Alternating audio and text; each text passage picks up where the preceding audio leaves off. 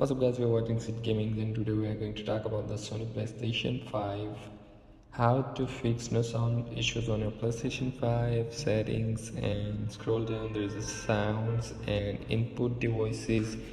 Adjust the microphone level here, and secondly adjust here is the microphone status when logged in, microphone status when starting a voice chat, and input devices, HDMI output, switch the output device, and a sound effects, turn it off and turn it on. Home screen music, you can turn it off and turn it on. There is a 3 sound settings, 3 audio, headphones, beep sound, controller, speaker.